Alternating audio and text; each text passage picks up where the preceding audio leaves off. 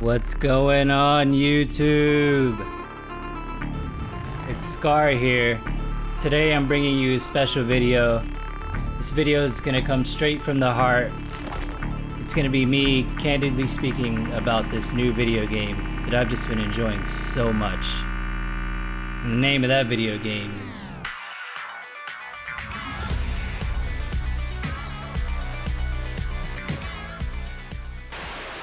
Bungie's newest extraction shooter, Marathon, just released a few months ago, and after putting over 200 hours in the game myself, I can genuinely say that this is the best extraction shooter, if not the best first-person shooter that I've played since I can remember. I've been playing first-person shooters since I can remember. The very first time I played a shooter game was in my uncle's computer shop when I was, I don't know, 7, 8 years old. And you want to know what that game was? It was Halo Combat Evolved. So you can bet that when I heard Bungie was making this, that I was just on the edge of my seat, front row from day one. Now the point of this video is not going to be me convincing you to buy this game, to play this game, to tell your friends to play the game. The point is me talking about my experience with the game, my thoughts, and how much I enjoy it, and why I enjoy it. As a die-hard enjoyer of the PvP multiplayer shooter genre, Marathon just feels like an absolute labor of love from Bungie.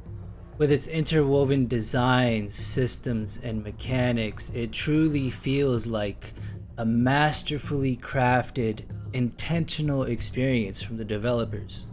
The gunplay is nothing short of spectacular. Every weapon just feels so responsive. The feedback is amazing. It feels satisfying to use the weapons in Marathon. The PvP fights, they feel fair and understandable 99% of the time. The PvE enemies and even the environment itself can prove to be a challenge as well. The UESC are not to be taken lightly. The shells, or the playable characters in Marathon, are all interesting to play with unique appearances, traits, and skills they bring to the table to influence the battle in different ways. Not to mention the very talented voice acting that uses real humans and artists to create very engaging personality profiles for all of these characters in the game. Do it right or not at all. Let's talk about the maps. The maps, in my opinion, are very well designed. I mean, it feels like every location was built with player engagements in mind, while simultaneously telling a story with a unique art style that is, in my opinion, just dripping in sauce. The bold colors, patterns, and unique designs are a sight for sore eyes in a world where we're so oversaturated with realism and military simulation in our shooter games. I, for one, am glad to have seen Bungie take such a bold direction and pull it off so well, literally pushing the envelope for sci-fi in general. The game currently boasts 4 playable maps. First, we have Perimeter, the understood beginner area where players will learn to get a lay of the land and mechanics and getting their feet wet with Marathon and its systems. Perimeter offers sparsely distanced points of interest with a unique underground tunnel system that provides dynamic opportunities for player rotations, looting, and engagements. Once players have been properly introduced to the world of Marathon and Tau City 4, they can take their talents to the next stage, Dire Marsh, where the challenge turns up just a little bit. He's pushing, one shot. Knocked. No. I'm knocked. I got away though. He's selfing.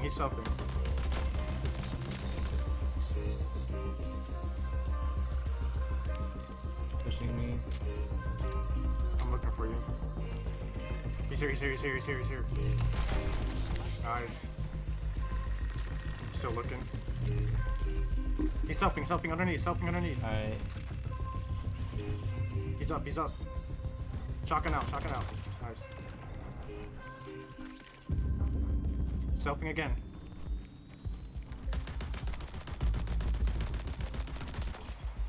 Another, he's here, he's shocking out. Let's go, on the right. He's on the front, you're good right now, you're good.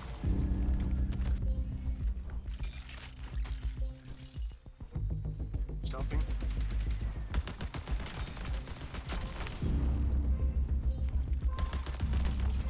Good shit. Shit on bad. Shit on bad. Holy moly. Heart rate's on 1,000,000. Dire Marsh ramps up the intensity for players with a lifelike alien environment, dynamic events like lockdowns from the sky or anomalous rifts on the ground, or boss encounters that can really shake up your runs and offer players high stakes, high reward opportunities. Most maps feature some sort of in-run event or dynamic happening that occurs, and I would like to see Bungie lean more into this. They really make their runs feel like they come to life and give an objective to it rather than go in, PvP, loot, and get out. It provides a dynamic element and objective to all the players in the lobby, and like I said, really brings it to life. Which brings us to map number 3, Outpost. Outpost quite literally turns up the heat for players, with a heat cascade that pressures players' stamina systems into overheating. Outpost really leans into the concept of in-run opportunities via color-coded keys or clearance codes that can be found throughout the map. These keys can be used to access different armories, call in supply drops, use restricted exfils, and most importantly, they're used to access the pinwheel. The pinwheel is the upper level structure on this map, which features 3 distinct wings and a pinnacle room that offers consistent high tier loot and high stakes battles. The clearance code minigame to me is very engaging on this map and consistently provides that objective I was talking about outside of PvPing and surviving. Outpost really pushes the envelope on extraction shooter map design and mechanics. And I'd be remiss if I didn't mention the rooks on this map. The rook experience and Outpost sort of go hand in hand and always lead to dynamic engagements and even social shenanigans, whether you're a runner or you're a rook on this map. Rook army, stand tall, I see you. Rook, come out with your hands up, Rook. Go, go, go, go. They're not friendly. My teammates are friendly. Go, go, run. Now, whether you're learning the ropes on perimeter, dying to toxic plants in Dire Marsh, or fraternizing with the rooks on Outpost, there's something there, lingering in the sky. It's always in the background, the UESC Marathon. And this leads us to map 4, Cryo Archive. Is there a sign of life in what's beyond? If I get out alive, they'll call me God. Your whole journey throughout playing Marathon is predicated on this one idea of finding out what happened to the lost colony of Tau City 4 and what happened to the UESC Marathon.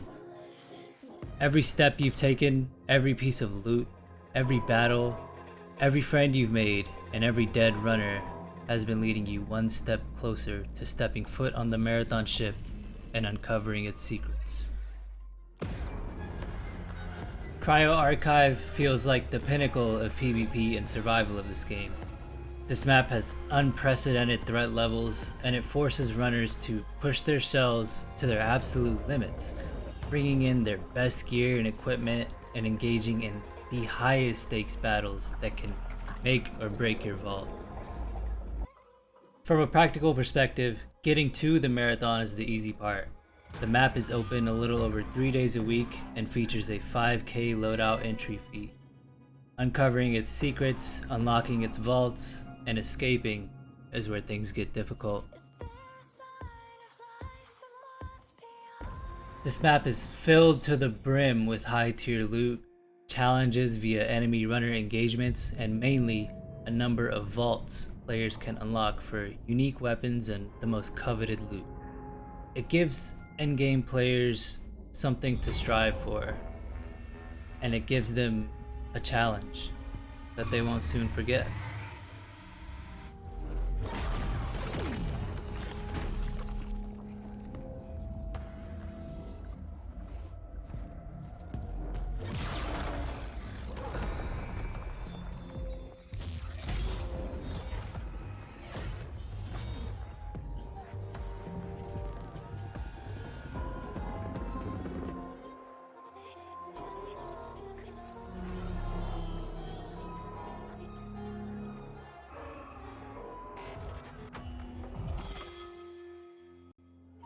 So I've talked about the weapons, the playable characters, and the maps.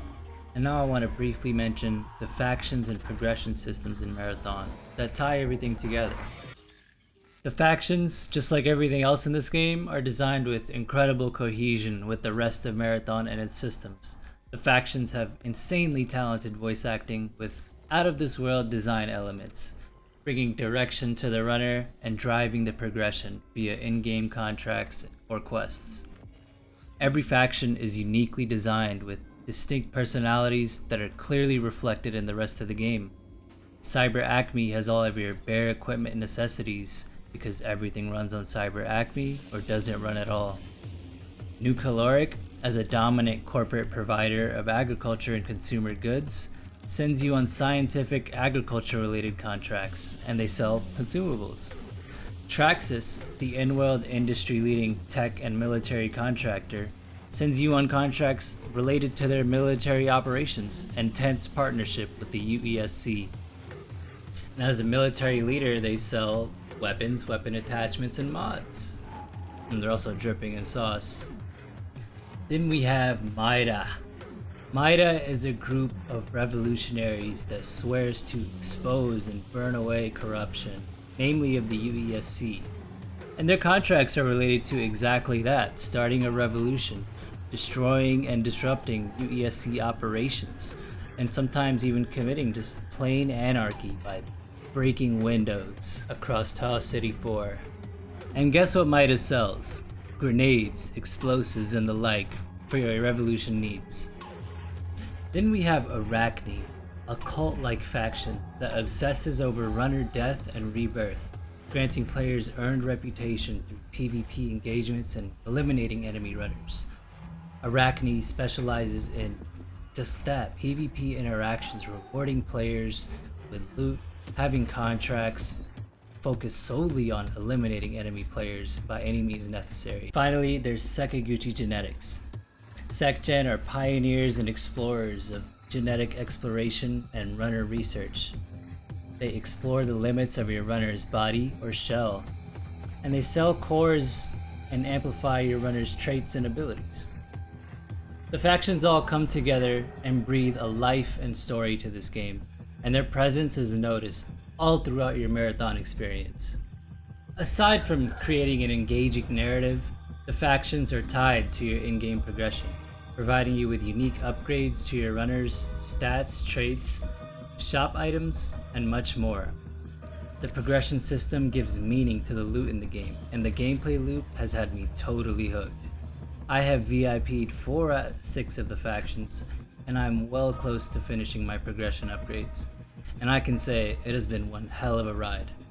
The factions absolutely shower you with loot and give daily free items like weapons, consumables, and cores through the shop, providing some mercy in an otherwise unforgiving game genre. Marathon features a robust codex as well. I'm not one to really engage with codexes in games, but with Marathon, it's different. The codex features an abundance of in-game cosmetics for runner skins, weapon skins, charms, and more. There's even loot packages you can receive for hitting certain milestones. The Codex is also a great source of Marathon lore, with text files and audio files that slow drip the story of Tau City 4 and its former residents. From new caloric drinkable cheeseburgers to the first tick attacks and toxic plant infections, and even someone doing donuts in the holler. Now, with all this glazing I'm doing, you would think that the game is perfect, or that I'm being paid.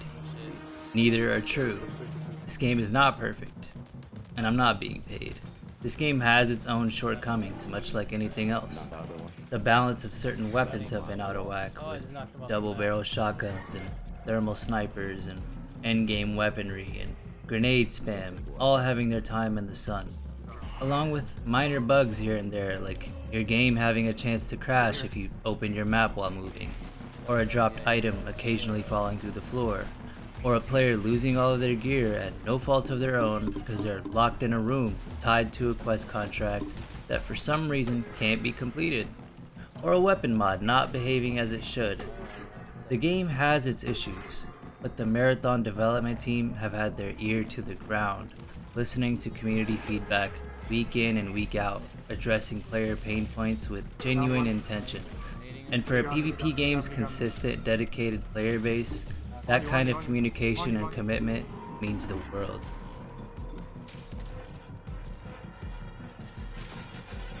Oh! Oh!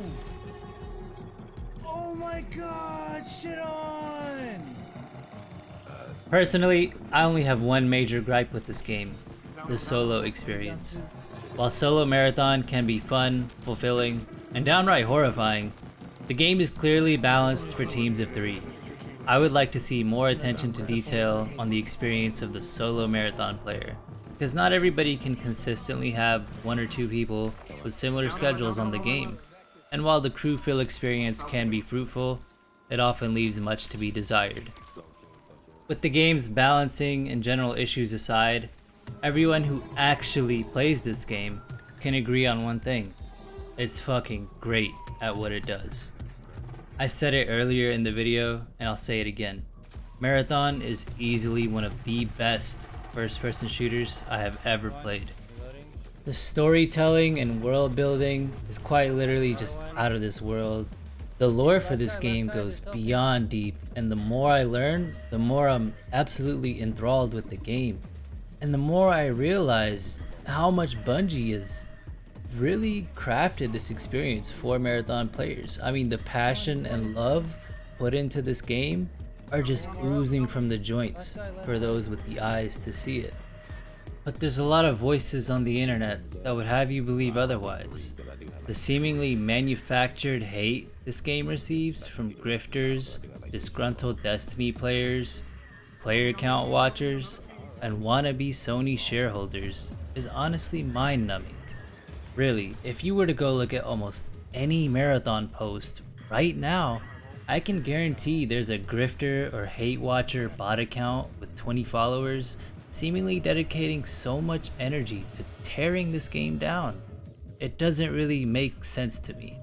If I don't enjoy a game, why would I or any sensible person put any extra energy towards it? Either play it or don't. You either like it or you don't. And frankly, it's not my job to be concerned with the player count, or the budget, or the profits. That's the job of Sony and Bungie. My job as a player is to play the game. Sony and Bungie have already stated their commitment to this game for the foreseeable future, and that's enough for me to block out any weariness of shutdown and continue enjoying my marathon experience. And that's exactly what I'll do. As is with all things, I implore you to use critical thinking, try things on your own, and form your own opinions. And for people like me who sit quietly in the background until now, your voice matters, and you deserve to be heard. This has been Scar, and thanks so much for watching my video. See you in Tall City 4. What a fucking run, dog. What the Came out goop.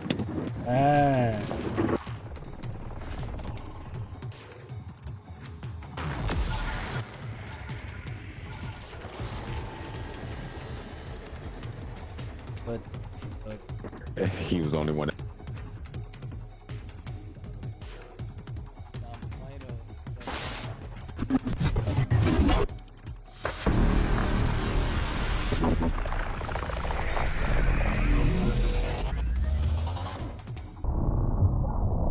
The marathon is waiting,